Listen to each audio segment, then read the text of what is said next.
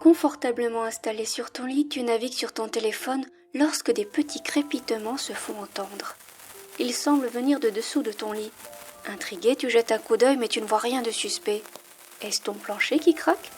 D'habitude, ça fait des crac, crac, crac, et pas des Tu décides d'ignorer ces bruits et t'allonges à nouveau, le regard perdu sur ton écran, quand rapidement des lueurs jaunes et oranges émergent du dessous de ton lit. Tu te sens aimanté par le matelas, tu n'arrives plus à bouger, comme si des cordes invisibles te retenaient fermement. Les bruits s'intensifient.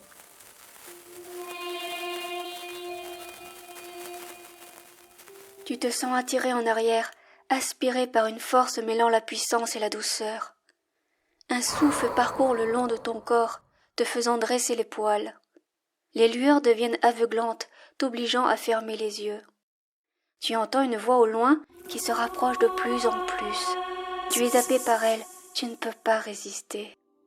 Per astra longiqua e portas occulta, nunc patea via ad mundum ignitum, te invoco meum familiarem, inter essentias existens, al mi veni et mi inservi usque, ad finem temporum, appare tibi impero. Quand tu ouvres les yeux, tu es assis sur un sol froid en pierre. Devant toi, une magnifique femme. Ses oreilles sont pointues comme ceux des elfes. Sa longue chevelure sombre tombe en cascade sur ses épaules dénudées. Ses yeux et sa parure dorée contrastent avec sa peau foncée. Elle te regarde avec une expression surprise. Te serais-tu assoupi? Es-tu en train de rêver? Jamais un rêve ne t'avait paru aussi réel. Elle s'adresse à toi. Les premiers mots sont incompréhensibles. Petit à petit, tu saisis tout ce qu'elle dit. Mais quelle est donc cette créature? J'ai pourtant réalisé l'invocation dans les moindres détails. Elle se penche sur toi. Que s'est-il passé avec tes oreilles? On te les a coupées? Tu as une maladie? Je n'avais jamais vu ça avant. Quels sont donc ces habits étranges que tu portes? Et... mais qu'est-ce que tu es? Elle fronce les sourcils. Est-ce que tu comprends ce que je te dis? Je ne peux pas croire que mon sort de traduction est aussi raté. Peut-être que ta langue est aussi coupée, comme le bout de tes oreilles. Tu lui balbuties une phrase et tu lui demandes où tu es. Ah, enfin tu parles. Le sort fonctionne. Tu es dans mon atelier de magie. Je t'ai invoqué pour devenir mon familier. Bien, lève-toi et dis-moi, quelles sont tes capacités magiques ou psychiques? Elle t'écoute et à la fin de la phrase, elle exprime de la déception. Comment ça, rien? Tu te moques de moi? Ah, bon. Est-ce que tu sais au moins te battre? Au pire, je pourrais toujours te revendre plus tard pour tes organes ou comme esclave de plaisir. Elle prend un livre et feuillette dedans.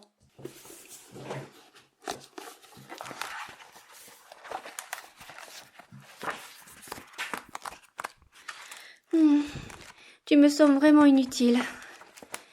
J'ai invoqué le pire des familiers. Je ne trouve rien dans ce livre sur ton espèce. Pas d'humanoïde aux oreilles rondes qui ne possède aucune magie. Mais attends, tu es peut-être un démon et tu te moques de moi depuis le début?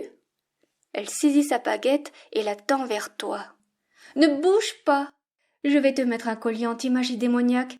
Tu as intérêt à te laisser faire ou je te gèle avec un sort de givre. Elle lâche sa baguette qui reste suspendue dans les airs, sa pointe toujours dirigée vers toi. La magicienne te place un collier qui te serre le cou. Il y a un anneau, je pourrais toujours y passer une laisse pour te promener. Elle se recule et te regarde des pieds à la tête. Ça ira. Il me reste plus qu'à te donner un nom et te mettre ma marque. Tu lui répliques que tu possèdes déjà un nom. Avant même que tu le prononces, elle te coupe la parole. Je m'en fiche de connaître ton nom, tu m'appartiens, tu entends? Elle t'attrape et te fait sortir du pentacle que tu viens juste de remarquer. On dirait qu'il a été tracé avec de la poudre noire scintillante. Delesio Pantacoli. À ces mots, le pentacle disparaît dans une mini-tornade. Approche, je vais te marquer, je choisirai ton nom juste après. Elle t'installe dans un fauteuil contenant des sangles, qu'elle s'empresse de te mettre, puis elle te colle dans la bouche un petit bâton qui a un goût mêlant la cannelle et le cacao. Ça risque d'être douloureux. Mords dans le bâton si besoin, il contient des actifs qui vont embrumer ton esprit. Sans prévenir, elle arrache ton t-shirt. Tu restes bouche bée. Ses yeux s'attardent avec intérêt sur ton torse. Pas mal. Elle prend un cristal de roche qui se met à teinter sous l'un de ses charmes incantatoires. Conixio animi adcor. Un rayon sort du cristal pour te marquer sur le haut de ton pectoral gauche. C'est douloureux, comme des aiguilles fines qui te transpercent lentement. Elle parle par-dessus tes gémissements de douleur. Tu mords à pleines dents le bâton. Je te lie à moi par le serment sacré du familier à son maître. Nul autre pourra te commander. Jusqu'à ma mort, tu subiras le sort, que la marque en soit le témoin. Lorsque la marque est complètement gravée, elle prend un air pensif. Bien, comment vais-je t'appeler? Spike, Leaf, Joffer, Loft? Oui, Loft, ça me plaît. Elle te fait un grand sourire alors que tu es sur le point de t'évanouir. Dorénavant, tu te nommeras Loft. C'est ton nom de familier, mon familier. Tu t'évanouis. Quelque chose tamponne ta peau là où tu as été marqué. Tu ouvres les yeux, tu vois l'elfe penché sur toi, te mettant un baume sur ta peau irritée. Tu ressens une fraîcheur bienfaisante. Tu constates aussi que tu es allongé dans un lit. Pas le tien malheureusement, car oui, tout ceci est bien réel, tu ne rêves pas. Je ne suis pas un monstre, tu es mon familier, je veux te garder et rentabiliser mon invocation. Tu sais que j'ai dû utiliser des ingrédients rares pour tracer le pentacle d'invocation? Il y a bien quelque chose que tu dois savoir faire? Tout en disant ces mots, elle trace une ligne de son index du haut de ton torse, descend le long du sternum, passe par le nombril et descend jusqu'au bouton de ton jean. Je sais ce que tu es, un humain. Pendant que tu dormais, j'ai fait des recherches plus approfondies. Le dernier humain aperçu dans mon monde remonte à 800 ans. J'étais tout juste né. De plus, il était passé par un portail. Je ne pensais pas qu'on pouvait en invoquer un.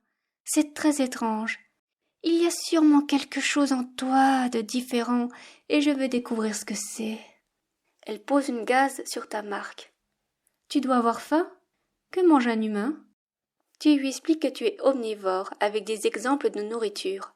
Elle t'écoute attentivement. Je vois, ça ressemble à nos mets. Sauf pour la viande, les elfes n'en consomment pas. Je vais te préparer un repas riche pour te remettre d'aplomb. Exceptionnellement, tu peux rester dans le lit. Elle revient quelques instants plus tard avec un plateau chargé de fruits, de pain et d'une sorte de porridge gras contenant des morceaux d'amande. Elle s'assoit sur le bord du lit, trempe un fruit dans le porridge et le porte vers ta bouche pour te nourrir. Qu'y a-t-il? Pourquoi me fixes-tu ainsi? Mange, c'est un ordre. Tu obéis et le repas se poursuit ainsi avec l'elfe qui te nourrit tel un nourrisson. Entre deux bouchées, tu lui demandes son nom. Je me nomme Zora. Retiens bien ce nom ou il t'en cuira. Je vais te faire des examens magiques, inspecter ton aura, ta signature énergétique, etc. Si je ne trouve rien, je t'emmènerai demain à la capitale dans un institut de recherche. Les mages ont là-bas à disposition des pentacles sophistiqués qui peuvent faire des lectures sur plusieurs vies et même dans le futur.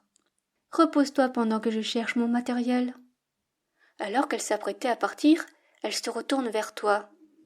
À propos, Loft, n'essaye pas de t'enfuir, je serai très mécontente et tu le regretterais amèrement. Tu l'entends s'agiter, elle va de gauche à droite, de pièce en pièce, fouille dans ses tiroirs, ses placards et marmonne quelques mots. Où ai-je bien pu mettre l'anis? Non. Ici. Ah, il me faut mes pierres. Mes pierres. L'agate, du quartz. Allez, voilà.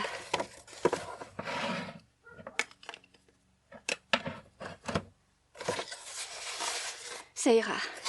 Parfait, j'ai tout ce qu'il me faut. Plus tard, tu l'entends broyer des ingrédients.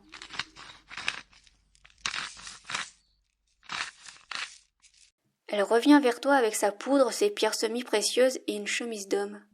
Enfile cette chemise. Bien que la vue me soit agréable, je ne veux pas que tu prennes froid. Ensuite, allonge-toi et ne bouge plus.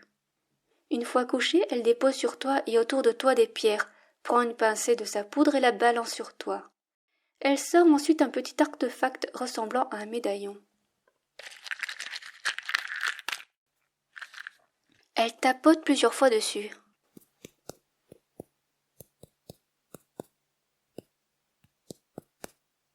Prend sa baguette et tamponne le médaillon avec le revers.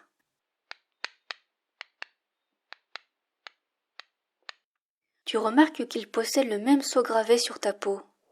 Un hologramme surgit du médaillon avec une écriture inconnue, des dessins et des schémas, tout ceci en surbrillance.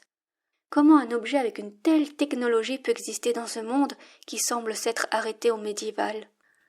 Voyons voir. Dans cette encyclopédie magique, je devrais trouver tous les sorts nécessaires. J'en ai bien appris quelques-uns dans ma jeunesse, mais jamais je n'ai eu à les utiliser jusqu'ici. Ne va surtout pas croire que je suis une incompétente. Avec son doigt, elle fait défiler les pages holographiques jusqu'à trouver ce qui lui convient. Loft, je vais commencer par une lecture d'aura. Tu vas sentir une sensation d'agrandissement comme si tu débordais. Elle pianote dans le vide autour de toi. Même si elle ne te touche pas, tu sens une légère pression vibratoire. Je regarde dans tes circuits auriques. C'est au niveau des nœuds que je peux trouver des informations. Je ne vois rien, c'est pénible. Pendant près d'une heure, elle poursuit ses examens étranges sans rien trouver d'anormal ou d'intéressant. Exténuée, elle se résigne, range son matériel et soupire de plus belle. Elle regarde vers la fenêtre. C'est déjà la nuit. Dormons. Demain nous irons à la capitale. Ferme les yeux, je vais me dévêtir. Elle retire ses nombreux bijoux, se déshabille et enfile une nuisette. Pousse-toi, tu prends toute la place. Ce lit, c'est le mien. Demain, tu dormiras au sol près du lit. Je te mettrai une couverture. Ne suis-je pas une maîtresse attentionnée, Loft? Je vais prendre ton silence pour un oui. Zora s'allonge et se colle à toi. Elle sent bon les épices. Il se dégage d'elle tellement de sensualité. Ses formes sont parfaites. Sa peau doit sûrement être d'une grande douceur. Réchauffe-moi, Loft, que tu serves au moins à ça. Ton bras gauche se trouve entre sa poitrine et l'une de ses jambes vient se poser sur les tiennes. Bonne nuit, Loft. Oh. Elle s'endort rapidement. Tu regardes son visage, ses longs cils, son petit nez, ses lèvres pulpeuses, jusqu'à ce que la pénombre de la nuit t'aveugle. Le sommeil vient enfin et tu t'endors à ton tour. Dis-moi si en commentaire tu veux connaître la suite de tes aventures avec Zora, l'elfe magicienne. À bientôt, Loft.